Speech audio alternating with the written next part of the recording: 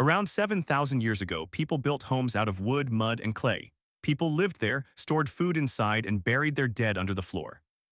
Then one day, they looked around and decided the place needed some fire, like a lot of fire. The houses collapsed inward, and people rebuilt directly on top of the ashes. Same spot, same neighbors, same problems.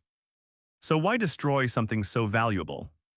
To us, a house is property, a price tag, or a mortgage.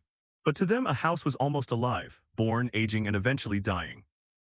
To understand it, you have to go back to the Neolithic, when humans stopped wandering and started staying put. Honestly, wandering sounds exhausting anyway. Once people settled down and started farming, the land began to matter, the walls mattered, the dead mattered.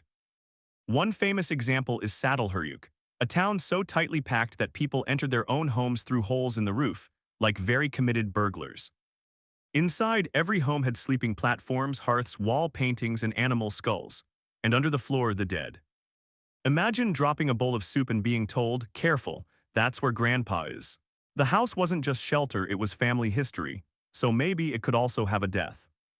Archaeologists call it house closing, a ritual where people placed objects carefully inside, then burned the whole structure to end it properly.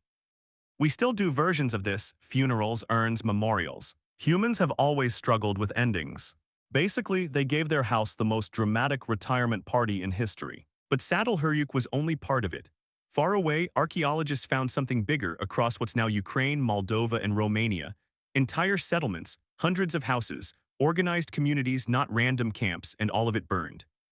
At first, it looked like accidents. Ancient homes were already a fire safety nightmare. Maybe warfare possible, but the evidence was strange. The burning was too complete. When researchers tried to recreate it, they found you'd need extra fuel deliberately stacked to reach those temperatures, which means someone at some point looked at a perfectly good house and said, "Bring more wood." So what were they doing? One theory: purification. Old houses were full of pests, smoke, and disease. Fire fixed everything. Aggressive cleaning method. Do not try this in your apartment. Second theory: inheritance. A burned house proved your family owned that ground. No paperwork, no courthouse, just ash, bones, and a very convincing pile of burned clay. Third theory: social reset. A house organized everything: who slept where, who cooked, who held the power. When the family changed, the house had to change too. Sometimes you just need a full structural bonfire to move on. But the darkest theory is that the burning wasn't only about houses. Some sites contained human remains. The Neolithic wasn't a cartoon of smiling farmers. These were real communities, with fear, conflict, and beliefs we still can't fully understand. The hardest part is that they left no explanation.